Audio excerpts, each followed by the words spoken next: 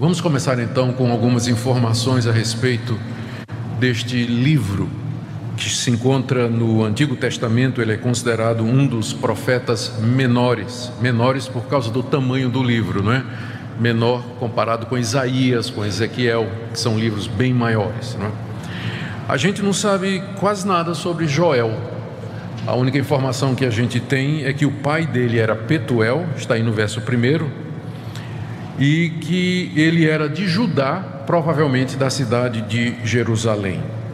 Ele não era nem sacerdote, talvez nem ancião, porque ele se dirige a esses grupos, exorta esses grupos, mas Deus o levantou como profeta. Diz aí o verso 1, palavra do Senhor que foi dirigida a Joel, filho de Petuel. Então o livro foi escrito provavelmente por Joel, onde ele registra as palavras que Deus lhe deu para serem dirigidas ao povo de Jerusalém, no reino do sul, no reino de Judá.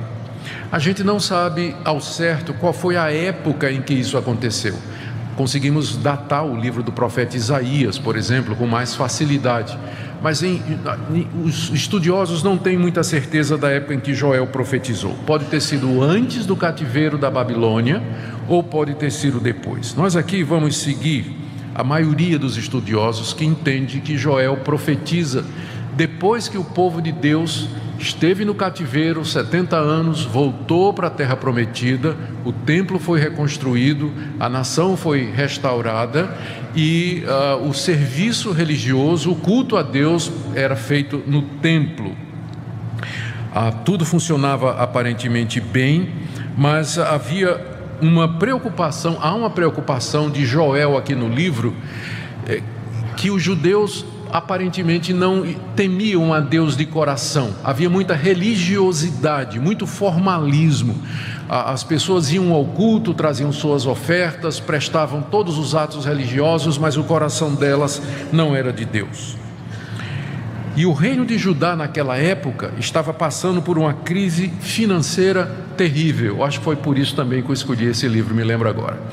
Então, o Judá estava passando por uma grande dificuldade, vinda ou oriunda de dois fatores. Primeiro, uma terrível praga de gafanhoto. Os gafanhotos haviam invadido o reino do sul, e particularmente aquela região de Judá e Jerusalém, e ao mesmo tempo parece que uma grande seca havia se instalado já durante alguns anos na terra, provocando incêndios e graves problemas financeiros.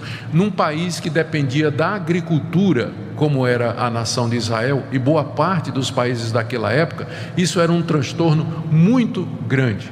Faltava alimento, faltavam recursos e prejudicava o trabalho no templo, porque parte ou grande parte da religião do Antigo Testamento consistia em trazer ofertas a Deus, oferta de cereais, alimentos, sacrifício de animais, e isso estava faltando por causa da seca, da praga de gafanhotos e esses fatores todos. Joel, então, ele interpreta aquela praga que estava vindo sobre a nação, bem como a seca, como um juízo de Deus contra o seu próprio povo, porque o povo não estava servindo a Deus de todo o coração, embora tivesse muita religiosidade externa, mas o coração do povo não estava com Deus de verdade. Então Joel olha para aquelas circunstâncias, aquelas calamidades, como sendo um juízo de Deus, e ele vai mais adiante, ele vê aquela invasão de gafanhotos, aqueles desastres, aquelas calamidades, como sendo um prenúncio ou um prelúdio do dia do juízo final, quando Deus virá a esse mundo para julgar os ímpios, para trazer justiça e juízo contra os seus inimigos e instalar o seu reino de maneira final. Ou seja, aqui no livro, Joel está vendo duas coisas. Ele está vendo o momento presente, que é a devastação causada pelos gafanhotos e pela seca, e ele está vendo também o futuro, e ele mistura as duas coisas. Isso era muito comum nos profetas. Eles viam duas ou três coisas ao mesmo tempo. Como eles não são oniscientes nem onipresentes, nem sempre os profetas conseguiam ver a diferença de tempo entre um evento e outro. Você encontra profetas falando a respeito de eventos que aconteceram na sua época, mas que na verdade eram uma profecia a respeito de Cristo, que aconteceria séculos depois. Então a visão de Joel combina essas duas coisas: a preocupação com o desastre financeiro que estava vindo sobre a terra, e aquilo era um prelúdio do grande desastre que haveria de acontecer no futuro, quando Deus viesse julgar a terra. As duas coisas estão misturadas. Então, diante dessa visão terrível que Joel está tendo, ele quer duas coisas no livro. Ele quer primeiro que o povo de Deus perceba que há um sentido, há um significado na história, nos eventos, que aquilo que está acontecendo não é por acaso, e que Deus está por detrás daquilo ali. Por isso que no livro ele está o tempo todo dizendo: escutem anciãos, escutem bêbados, escutem sacerdotes, escutem moços, ouçam, prestem atenção, vejam o que é que está acontecendo, né? Despertem para vocês, para a realidade do que está acontecendo. Então esse é o primeiro foco dele. Ele quer despertar o povo de Deus para entender que aquelas calamidades têm um objetivo. Deus está por detrás daquilo, querendo despertar o seu povo e julgar o seu povo. E a segunda postura do profeta é então chamar o povo ao arrependimento. Ele conclama ao povo a que se arrependa, que se converta, que volte a Deus de todo o coração, que pare com aquela religiosidade externa, mas que traga a Deus de fato um coração quebrantado e contrito. E ao mesmo tempo em que ele chama o povo a se arrepender, ele anuncia a misericórdia de Deus, dizendo assim: Deus ouvirá o coração contrito, Deus atenderá a oração verdadeira, e Deus pode mudar essa situação. E lembre, o tempo todo ele está falando de duas coisas: Deus pode reverter aquela situação, aquela crise terrível que tinha vindo sobre a nação, e Deus também pode fazer com que você não entre no dia do juízo, que você não seja condenado, se você de fato se arrepender e se voltar para Ele. Assim, o tema central da mensagem de Joel é esse dia do Senhor, esse grande dia de Deus, quando Deus haverá de vir para julgar os povos e salvar o seu povo, evento esse que já tem como prelúdio as calamidades que vêm sobre o mundo. Então, é esse o contexto em que o livro foi escrito, é essa profecia de Joel. Vamos então, partes por partes aqui, tentar entender como é que Deus falou a Joel e a mensagem que ele nos traz, e tirar algumas lições práticas para nós. Nós podemos perceber que há semelhanças de situações, não é? Há semelhanças de situações. Há sempre o risco de que nós estamos prestando a Deus um culto da boca para fora, que o fato de que a gente vem para a igreja, que a gente contribui, que a gente se envolve em atividades religiosas, isso não quer dizer que o nosso coração é convertido. O nosso país passa por uma grande dificuldade financeira, um problema político, problema institucional. Nós não podemos, como cristãos, achar que isso é coisa do acaso. Para nós a história faz sentido, há um Deus que controla todas as coisas. Então há muitas semelhanças com a época de Joel, com a época que nós estamos vivendo hoje. Então o livro pode nos ajudar. Primeiro então, capítulo 1, do verso 2 até o verso 20, é o capítulo 1 todo. Joel fala da invasão dos gafanhotos. E perceba aqui como Joel, todos os comentaristas que eu li, né, os estudiosos, eles comentam o estilo de Joel gráfico. Ele daria para ser um escritor de filme de horror, não é? Porque ele narra o que ele está vendo de uma forma tão vívida, né? Pinta com cores tão fortes que a gente lê e a gente fica impressionado como é que esse profeta, não é? Ele tinha essa capacidade literária, né, para descrever aquela invasão. Vamos lá, verso 2. No verso 2 os versos 2 e 3, Joel chama a atenção do povo, dos anciãos, para que eles percebam o que está acontecendo e o seu significado. Ouvi isso, vós velhos, e escutai todos os habitantes da terra. Aconteceu isso em vossos dias, ou nos dias de vossos pais? Narrai isto a vossos filhos, e vossos filhos o façam a seus filhos, e os filhos destes a outra geração. Ou seja, o que está acontecendo é uma coisa única, e vocês velhos, que são os guardiões, vocês que têm memória, lembram-se se isso aconteceu no tempo de vocês? Então, algo novo está acontecendo, e é bom que vocês prestem atenção para vocês contarem para os filhos de vocês, para servir de exemplo. E aí ele descreve no verso 4 a praga, não é? O que deixou o gafanhoto cortador, comeu o gafanhoto migrador.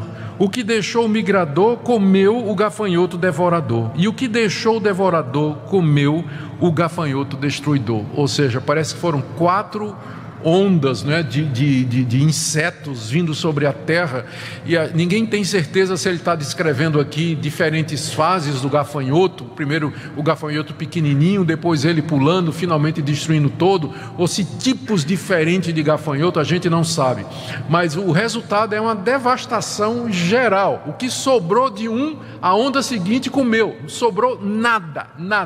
E essas pragas eram temidas naquela época, elas eram temidas. Lembra que uma das 10 pragas do Egito foi exatamente isso aí, não é? Então, essas pragas eram terríveis, elas destruíam tudo, acabavam com a colheita e afetava toda a economia. E aí, a partir do verso 5, o profeta começa a descrever a devastação. Ébrios, despertai-vos e chorai, uivai todos os que bebeis vinho por causa do mosto, porque está ele tirado da vossa boca. Porque veio um povo contra a minha terra, está falando aqui dos gafanhotos, né, que são organizados como um bando. Poderoso e inumerável, os seus dentes são dentes de leão, e ele tem os queixais de uma leoa. Fez da minha vide, que é a videira de onde vem a uva, uma assolação, destroçou a minha figueira, tirou-lhe a casca que lançou por terra, os seus sarmentos se fizeram brancos. Lamenta com a virgem, que pelo marido da sua mocidade está cingida de pano de sacos. Ou seja, o Joel então descreve primeiro que a praga acabou com a videira, acabou com a figueira, acabou com as árvores do campo, de maneira que os bêbados agora vão ter que ficar sóbrios, né? Não tem mais vinho, né? Acabou. Então quem é bêbado está perdido aqui. E ele se dirige aos bêbados, preste atenção, porque é como se fosse uma figura do povo de Israel. Aquelas coisas estavam acontecendo, mas eles estavam embriagados, eles não estavam vendo, não tinham noção, não estavam entendendo. Por isso talvez ele se dirige aos bêbados, dizendo: vocês que são bêbados, presta atenção no que está acontecendo, no que isso representa. Aí do verso 9, no verso 9 ele diz: cortada está da casa do Senhor a oferta de manjares e a libação. Os sacerdotes, ministros do Senhor, estão enlutados. A próxima preocupação de Joel é que está faltando mantimento para a casa de Deus. O culto foi afetado, porque quando a situação financeira do país é afetada, tem reflexos também no culto a Deus. Porque naquela época o culto a Deus era baseado em oferendas. O povo trazia aquilo que ganhava, aquilo que tinha, oferecia a Deus. Uma vez que a seca veio e os gafanhotos comeram tudo, o que sobrava para as ofertas a Deus? O que tinha para oferecer a Deus como libação? Todas aquelas ofertas descritas na lei de Moisés, elas estavam em falta agora, e o coração de Joel se aperta com isso. Ele está preocupado não somente com a situação financeira do seu povo, mas ele está preocupado também que o culto a Deus está sofrendo. O serviço a Deus foi afetado por isso. E então ele diz para os sacerdotes, ele diz que está cortada as ofertas de manjares, e os ministros estão enlutados, estão tristes porque o serviço a Deus foi afetado também pela situação. No verso 10 a 12 ele fala das colheitas e das plantações. O campo está assolado e a terra de luto, porque o cereal está destruído, a vide se secou, as oliveiras se murcham. Envergonhai-vos, lavradores, uivai vinhateiro sobre o trigo e sobre a cevada, porque pereceu a messe do campo. A vide se secou, a figueira se murchou, a romeira também, a palmeira e a macieira, todas as árvores do campo se secaram, já não há alegria entre os filhos dos homens. O que a seca não acabou, os gafanhotos comeram. Ou seja, era uma situação de calamidade pública. que o país estava vivendo. Não tinha recursos, a fome estava chegando, a situação era crítica e o profeta está descrevendo a situação, querendo que o povo perceba que a mão de Deus estava por detrás. Tanto é que a partir do verso 13, ele agora se dirige aos pastores do povo de Deus, aos sacerdotes, aos ministros de Deus, e faz um clamor, dirige um apelo para que eles iniciem uma busca a Deus, do verso 13 a 15.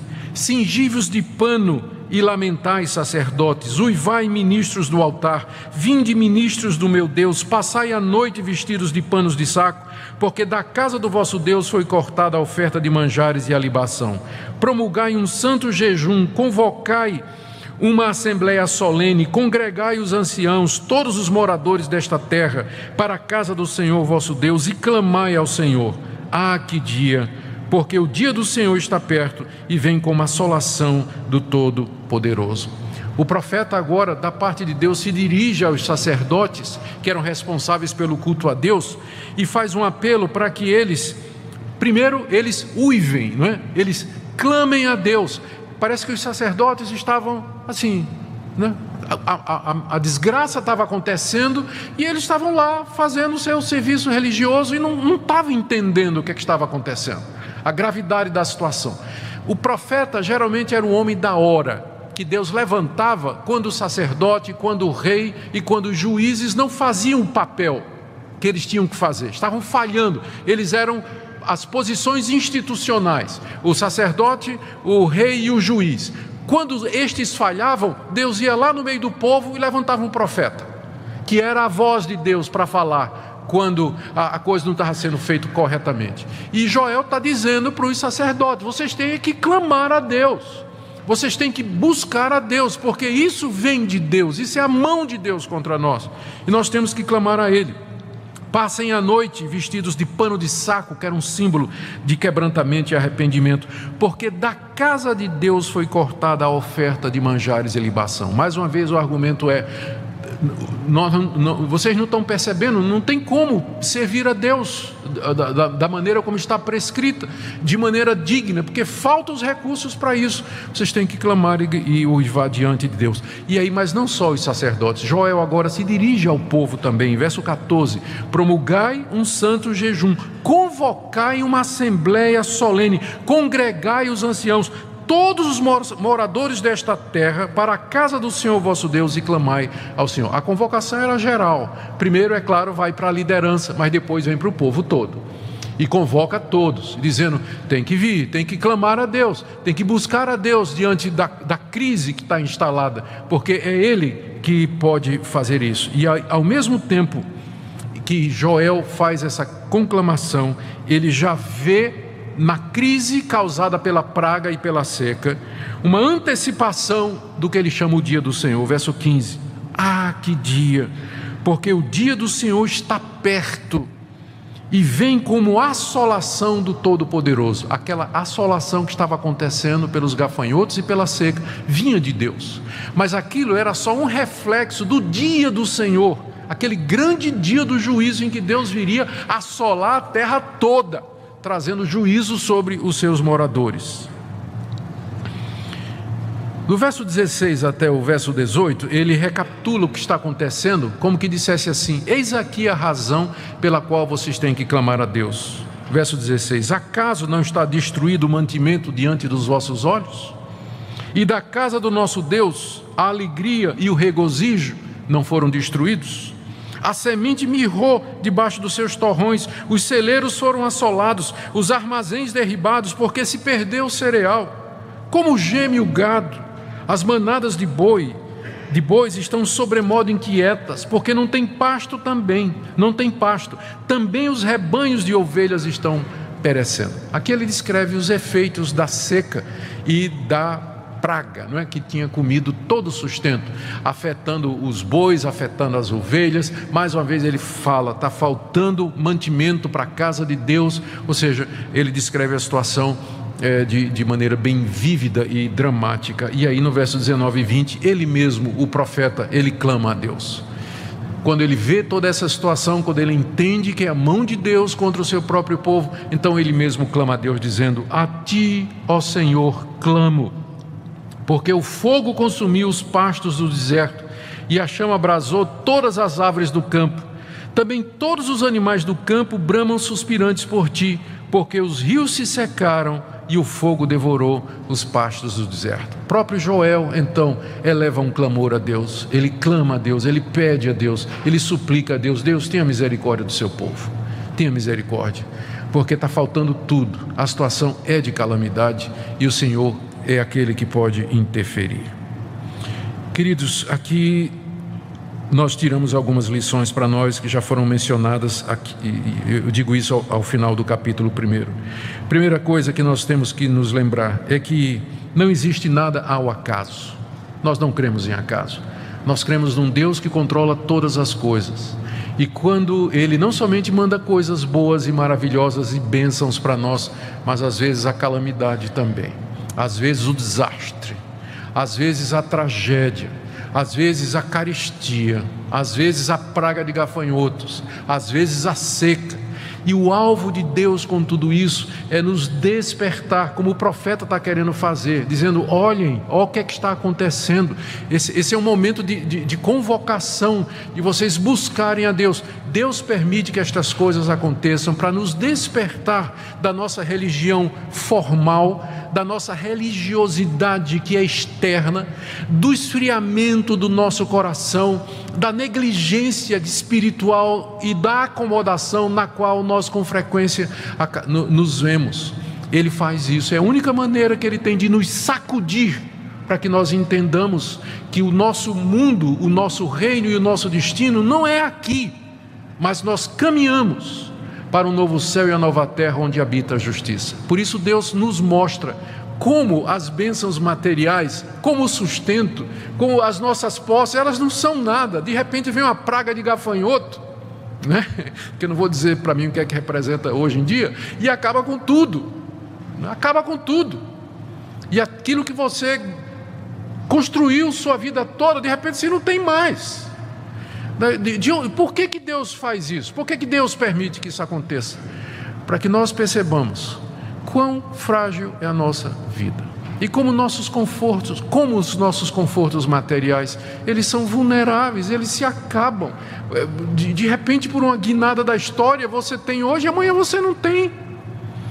Por isso que nossa confiança tem que estar em Deus. Por isso o profeta clama: busquem a Deus, clamem a Deus, Ele é a nossa esperança. Segunda lição que eu queria tirar aqui é a preocupação de Joel com o culto a Deus. Ele está preocupado não somente com o sustento e com o feijão e arroz no prato do pobre que estava faltando, mas ele está preocupado com o culto a Deus também, porque ele considera o serviço a Deus, a igreja, tão importante como qualquer outro aspecto da vida.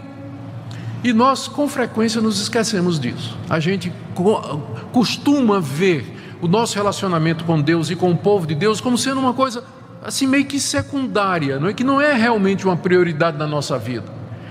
Mas é muito claro aqui que a preocupação de Deus não é somente com a falta do feijão no prato do pobre, mas é também com a falta de recursos que vai afetar o serviço a Ele, que deve ser prestado constantemente, o serviço a Deus, o culto a Deus. Vamos correr para capítulo 2. Capítulo 2, alguns estudiosos acham que Joel está descrevendo a mesma praga, mas eu vou seguir aquela linha de interpretação que eu disse no início. Joel está vendo duas coisas: ele está vendo a invasão dos gafanhotos e a seca, e ele está vendo o juízo final, do qual aquela calamidade era apenas um reflexo e prelúdio. E aqui no capítulo 2, eu vou me atrever aqui a dizer o seguinte: eu quero que você imagine o dia do juízo, fim do mundo, né? O dia do juízo final, Deus vindo como um general à frente de um exército composto de gafanhotos / cavalos / homens, não é? Invadindo, cobrindo toda a terra, destruindo tudo que está na frente e chamando a todos para diante dele receberem o julgamento.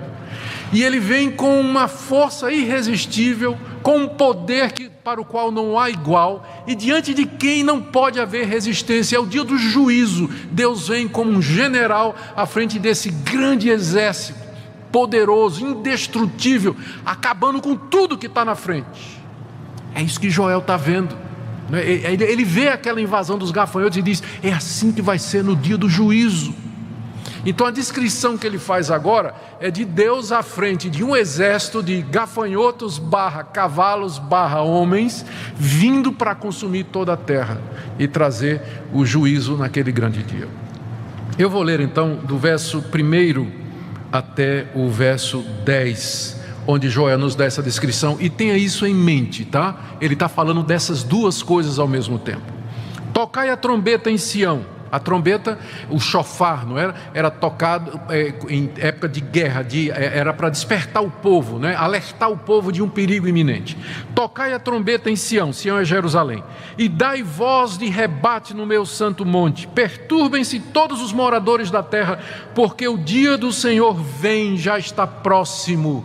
O dia do juízo é chamado o dia do Senhor, não é? Aquele dia em que o Senhor vai se mostrar e ele vai fazer justiça e juízo. Dia de escuridade, densas trevas, dia de nuvens e negridão, como a alva por sobre os montes, assim se difunde um povo grande e poderoso, qual desde o tempo antigo nunca houve, nem depois dele haverá pelos anos adiante, de geração em geração. À frente desse povo, né, que vem subindo pelas montanhas, pelos montes, vai o fogo devorador, atrás chama que abrasa, diante dele a terra é como o jardim do Éden, mas atrás dele um deserto assolado, nada lhe escapa, a sua aparência é como de cavalos, e como cavaleiros assim correm, estrondeando como carros vêm, saltando pelos cimos dos montes como gafanhotos, não é?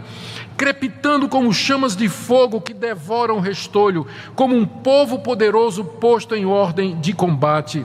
Diante deles tremem os povos, todos os rostos empalidecem, correm como valentes, como homens de guerra, sobem muros, imagina os gafanhotos, né? Subindo pelos muros, entrando pelas janelas, pelas portas, né? Ninguém está salvo, né? Sobem muros, cada um vai no seu caminho e não se desvia da sua fileira, não empurram uns aos outros, cada um segue o seu rumo, arremetem contra lanças e não se detêm no seu caminho, assaltam a cidade, correm pelos muros, sobem nas casas, pelas janelas entram como ladrão, diante deles treme a terra e os céus se abalam, o sol, a lua se escurecem e as estrelas retiram o seu resplendor. Talvez uma referência àquela revoada, né, de gafanhotos, né, que cobre o sol, escurece, parece que está tudo nublado, né? Essa é a visão que Joel está tendo aqui do dia do Senhor.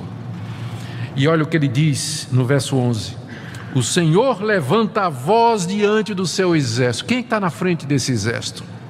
É o Senhor. O Senhor está na frente e ele levanta a voz, dando a voz de comando, porque muitíssimo grande é o seu arraial, porque é poderoso quem executa as suas ordens. Sim, grande é o dia do Senhor e muito terrível, quem o poderá suportar? Meus irmãos, nós temos aqui essa descrição vívida do dia do juízo. É como se Deus viesse à frente de um exército de gafanhotos, cavalos, cavaleiros, guerreiros, consumindo tudo, entrando nas casas, pulando pelos montes. Na frente parece o deserto do Éden, atrás, o jardim do Éden, atrás um deserto assolado, não escapa nada, não sobra nada, ninguém pode resistir, e Deus como general à frente. Essa é a descrição que nós temos aqui. O que é que isso significa para nós? Significa algumas coisas para nós que eu queria lembrar para você. Primeiro delas, a história caminha para um fim. Há muitos conceitos de história que o homem desenvolveu através da sua existência. Para a mentalidade oriental, para muitos, né, a história ela é simplesmente algo que acontece em círculos. Os eventos voltam, reacontecem, tudo se reinventa, a história é circular. Ou seja, ela não tem começo, não tem meio e não tem fim. As coisas simplesmente vão acontecendo. Filósofos como Hegel, eles pensaram, eles tinham uma visão dualista da história, não é? Em que um determinado evento era enfrentado por um contra-evento que gerava uma síntese e que assim a história se desenvolvia, essa dialética que deu origem ao pensamento marxista, por exemplo, da luta de classes e tudo mais. As pessoas, teorias e teorias a respeito de como a história funciona, de como a humanidade caminha, mas o cristão, ele sabe que a história tem um começo, ela se encaminha para algum lugar e ela tem um fim. E que Deus está no controle de todas as coisas. E que agora nós estamos caminhando para a etapa final do mundo como nós o conhecemos. O dia do Senhor vem. E todas as calamidades, tsunamis, pragas, misérias, epidemias, doenças, desastres que acontecem no mundo são prenúncios, avisos de Deus, dizendo o seguinte: olha o que é que vem pela frente. Olha o que é que vem pela frente. Vocês são incapazes de gerir o destino de vocês. A ONU não resolve o problema da guerra. As Nações Unidas não resolvem o problema da economia. O mundo caminha para uma situação cada vez pior. Resolve uma guerra aqui, surge o Estado Islâmico ali. Resolve ali, vai surgir outro problema ali. Ou seja, a humanidade não consegue resolver os seus problemas. E aponta toda ela para uma convergência no final, um dia de ajuste de contas, em que o Deus Todo-Poderoso virá e vai colocar a casa em ordem. E é esse dia que nós esperamos. Então o crente sabe que não tem justiça aqui nesse mundo. Eu sei que tem muita gente torcendo para que haja justiça em 2016. Eu não tenho muita esperança. Não é característico do mundo esse tipo de coisa. Porque para nós o único dia, o dia em que vai ter justiça é o dia do Senhor. Quando Ele trouxer a lume e a luz, todo o engano, todo o erro, e então retribuir a cada um de acordo com suas obras. É isso que o profeta está dizendo. E como esse dia é terrível, ele pergunta, veja no final do verso 11, quem pode suportar? Quem vai poder ficar em pé naquele dia, quando o exército de Deus chegar? Quando Deus vier em justiça e juízo? Daí isso então se transforma numa chamada ao arrependimento a partir do verso 12. De 12 a 17, o profeta então, como que atemorizado diante daquilo que ele está vendo, ele se volta para o povo e diz: gente, nós ainda temos uma oportunidade, nós podemos escapar do que está acontecendo e do que vai acontecer, mas para isso nós precisamos nos converter. Nós precisamos nos converter. Veja como ele diz, do verso 12 até o verso 17. Ainda assim, ou seja, apesar de que estas coisas vão acontecer, agora mesmo, não espere mais, diz o Senhor, convertei-vos a mim de todo o vosso coração, e isso com jejuns, com choro e com pranto, rasgai o vosso coração e não as vossas vestes, e convertei-vos ao Senhor vosso Deus. A razão é essa: porque Ele é misericordioso e compassivo e tardio em irar-se, grande em benignidade, e se arrepende do mal. Quem sabe se não se voltará e se arrependerá e deixará após si uma bênção, uma oferta de manjares e libação para o Senhor nosso Deus, vosso Deus. Tocai a trombeta em Sião, promulgai um santo jejum, proclamai uma assembleia solene, congregai o povo, santificai a congregação, ajuntai os anciãos, reuni os filhinhos e os que mamam, saia o noivo da sua recâmara e a noiva do seu aposento, chorem os sacerdotes, ministros do Senhor, entre o pórtico e o altar, e orem: poupa o teu povo, ó Senhor, e não entregues a tua herança ao opróbrio, para que as nações façam escárnio dele. Porque hão de dizer entre os povos: onde está o seu Deus? A conclamação ao arrependimento, ao quebrantamento. O que Joel está dizendo ao povo aqui é o seguinte: não adianta você rasgar as suas roupas, que era um sinal de desespero entre os orientais. Você tem que rasgar o seu coração.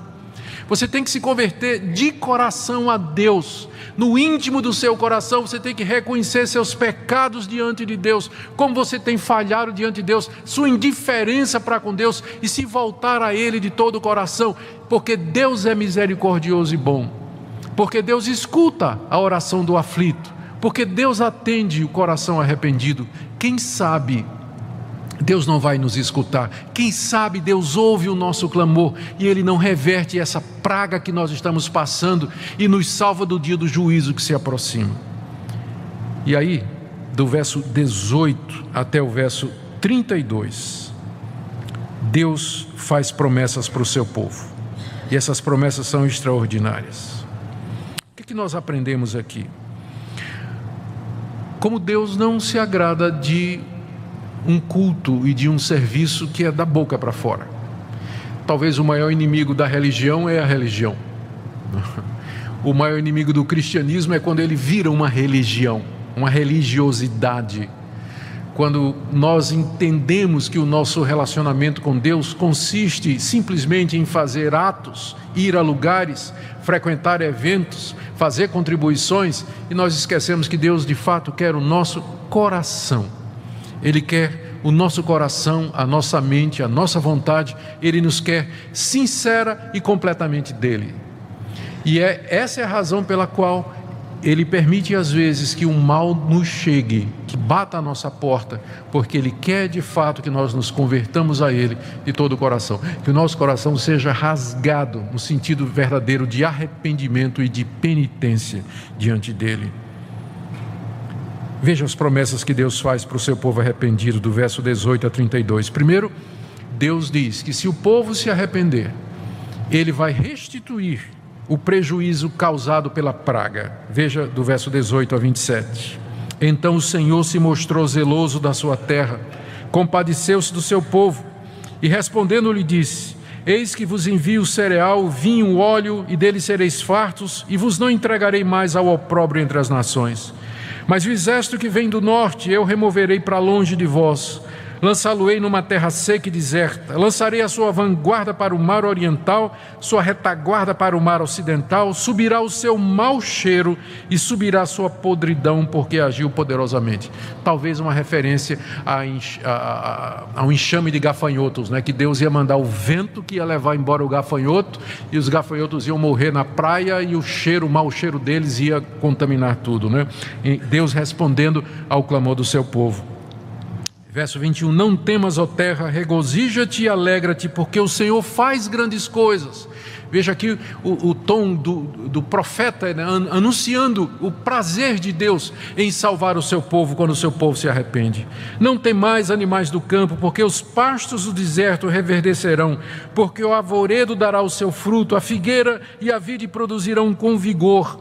Alegrai-vos, pois, filhos de Sião, regozijai-vos no Senhor vosso Deus, porque Ele vos dará em justa medida a chuva, fará descer como outrora a chuva temporânea serôdia, as eiras se encherão de trigo e os lagares transbordarão de vinho e de óleo. E agora atenção com esse versículo aqui que é muito mal usado: restituir-vos-ei os anos que foram consumidos pelo gafanhoto migrador, pelo destruidor e pelo cortador, o meu grande exército que enviei contra vós outros. É claro, vocês já ouviram falar de muitas igrejas evangélicas que dizem assim: esse é o ano da restituição, né? O ano de 2016, 2015, Deus vai restituir tudo que você perdeu nos anos anteriores, né? De fato, Deus promete restituir, mas qual é a condição aqui? O que é que vem antes? Conversão, arrependimento, rasgar coração, volta imediata a Deus, mudança de vida. Fala-se em restituição como sendo resultado de campanha financeira, de você adquirir determinados objetos mágicos, religiosos nessas igrejas. Mas o que a Bíblia ensina sobre restituição é o seguinte: quando nós de fato nos arrependemos, nos convertemos a Deus dos nossos maus caminhos, quem sabe Deus não nos abençoa financeiramente? Quem sabe Deus não nos restitui? Quem sabe Ele não abre uma porta? Quem sabe Ele não descortina um caminho novo para nós, para que possamos sustentar nossa família e ter o suficiente para dar e contribuir para o serviço e o culto a Deus? É nesse sentido, a restituição está ligada a isso, ao arrependimento pessoal genuíno e verdadeiro. E não é simplesmente assim, o ano da restituição. Todo ano, todo tempo, todo dia é de restituição, porque todo dia é dia de nós nos arrependermos e mudarmos de vida. Comereis, verso 26, comereis abundantemente e vos fartareis e louvareis o nome do Senhor vosso Deus, que se ouve maravilhosamente convosco, e o meu povo jamais será envergonhado. Sabereis que estou no meio de Israel e que eu sou o Senhor vosso Deus e não há outro, e o meu povo jamais será envergonhado. Olha que mudança agora no discurso, né?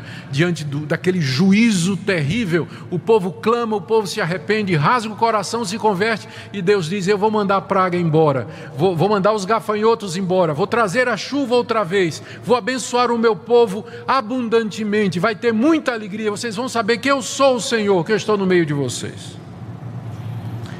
Mas se parasse aqui, não é? A teologia da prosperidade estaria certa. Mas olha o que é que se segue.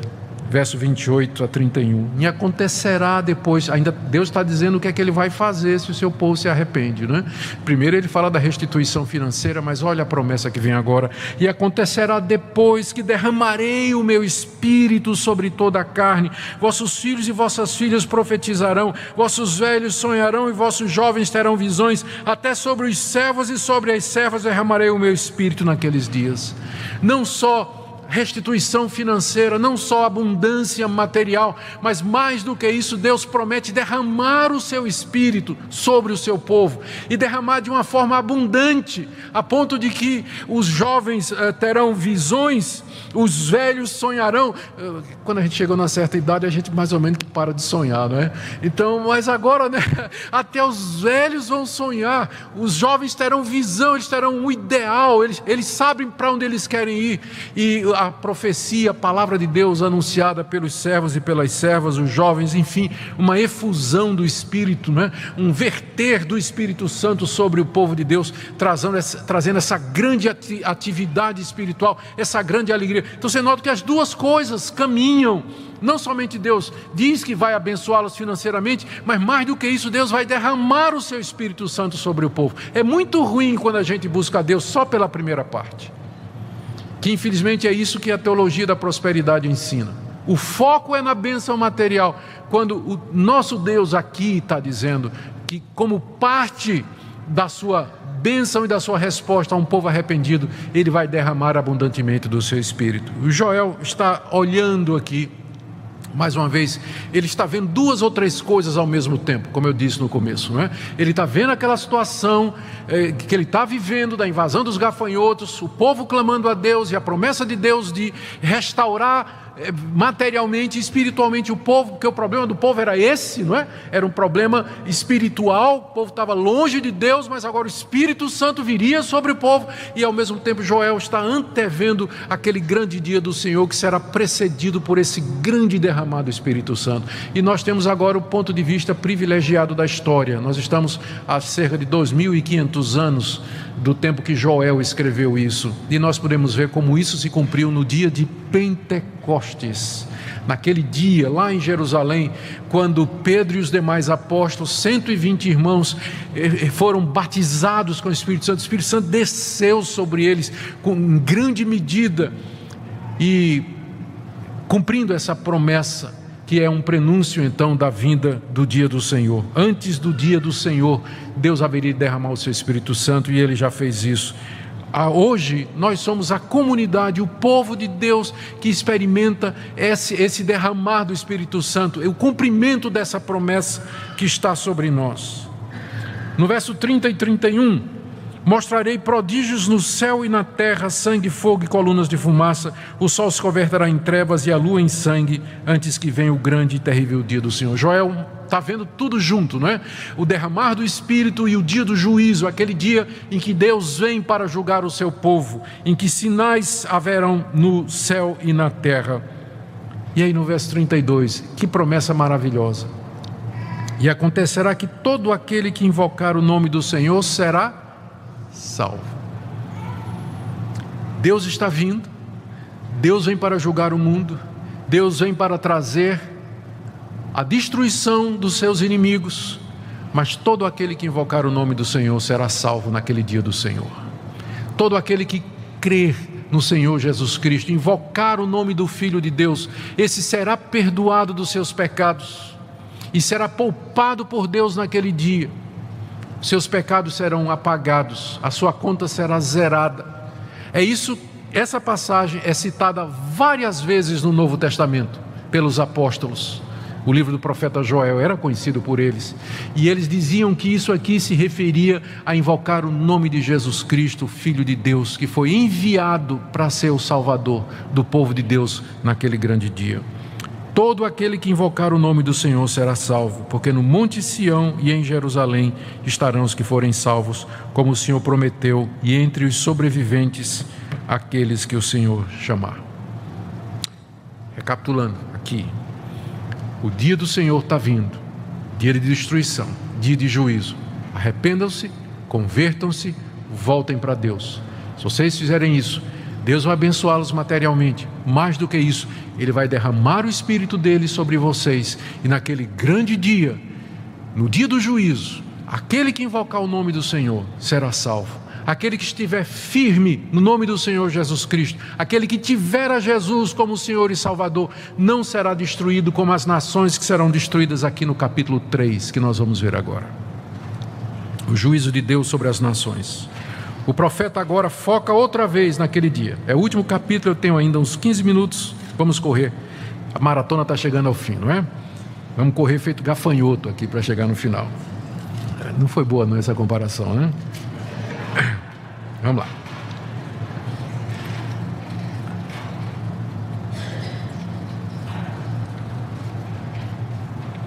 Aqui no capítulo 3 nós temos então a descrição daquele dia, quando Deus vai castigar os seus inimigos, quando Ele vier com o seu grande exército.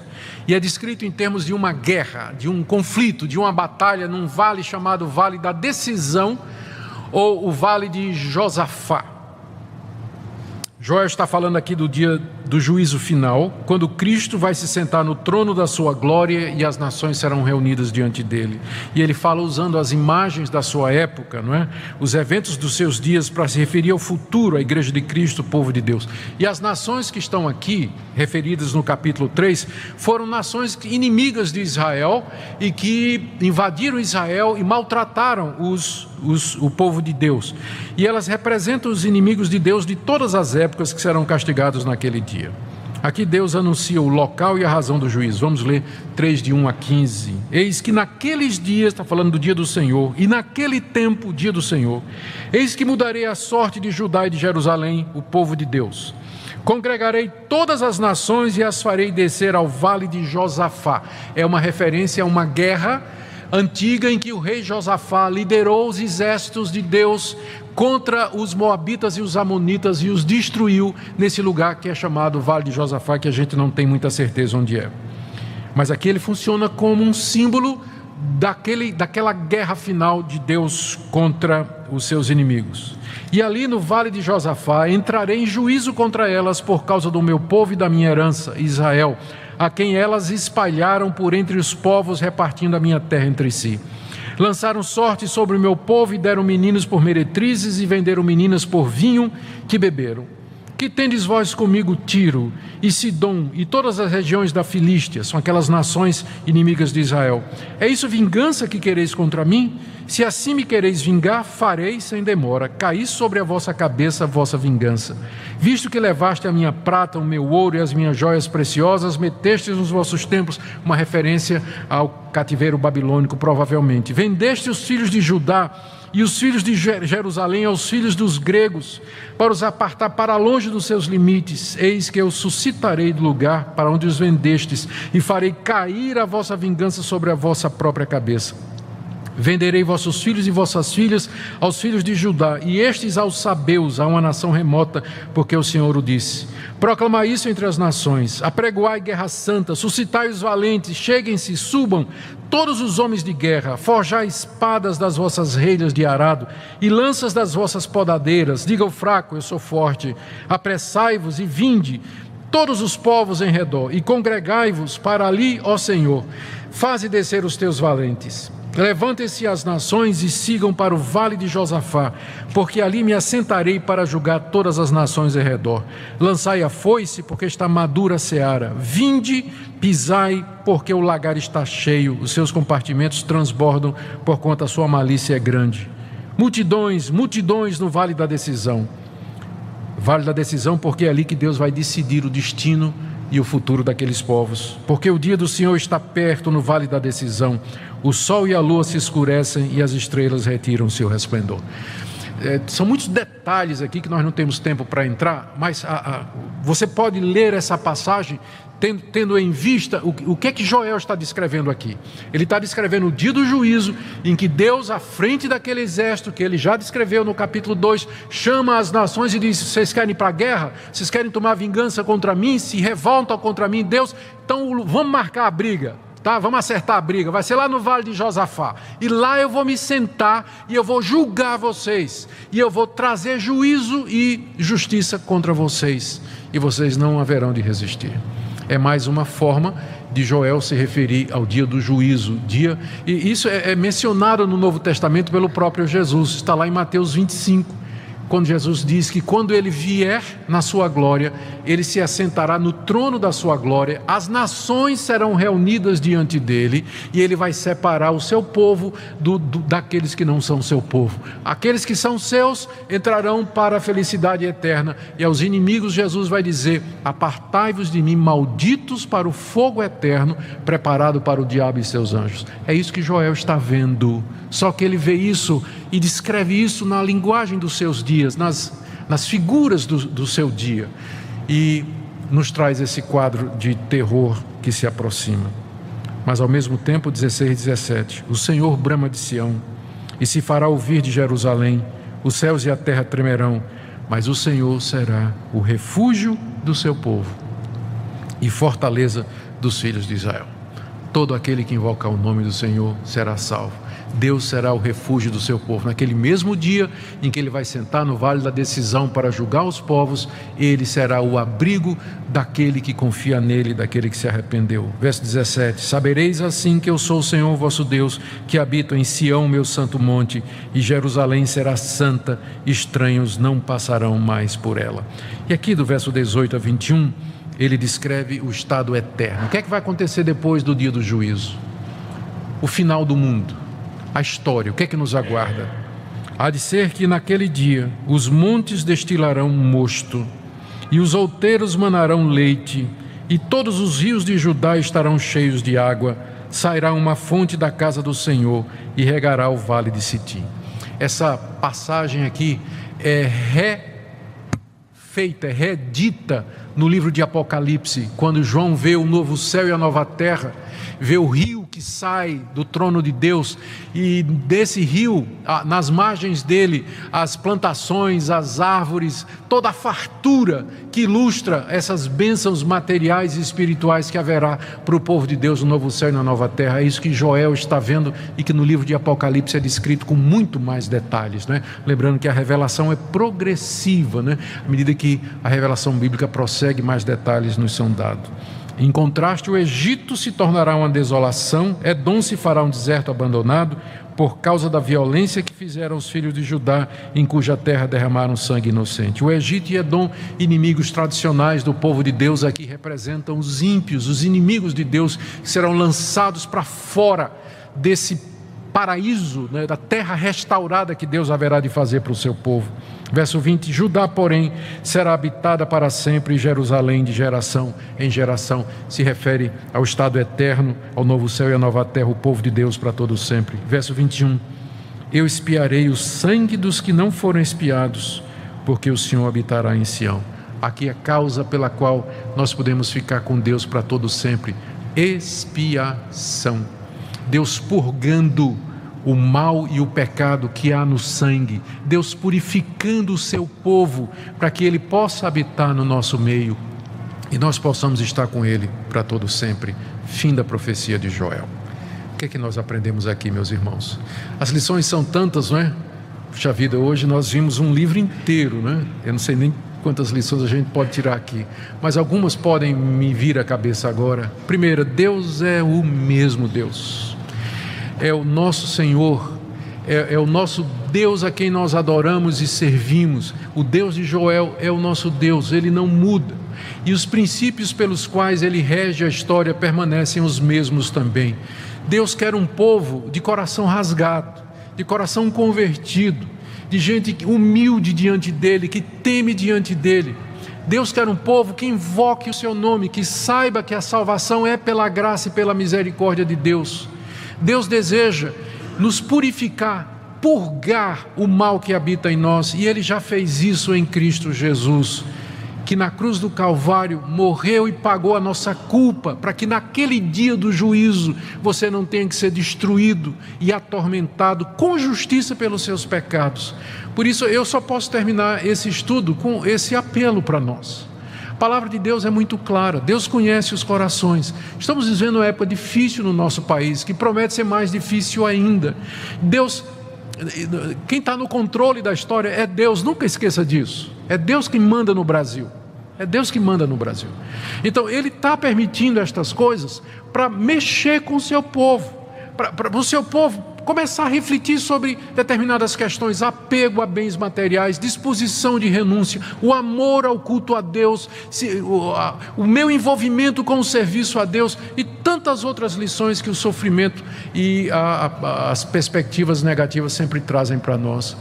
A nossa atitude, a nossa resposta ao livro de Joel é dizer: Senhor, nós estamos diante de Ti, estamos prontos para Te servir, nós queremos viver para a Tua glória, que Teu Espírito Santo venha sobre nós, que Ele nos encha, que nós estejamos prontos para aquele grande dia, o dia do Senhor, e que nós anunciemos a todas as pessoas que esse dia vem.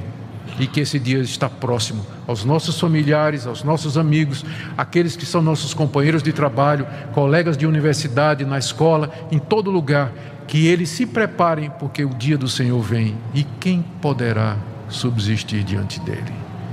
Deus tenha misericórdia de nós, queridos, e nos ajude para vivermos para a sua glória. Amém.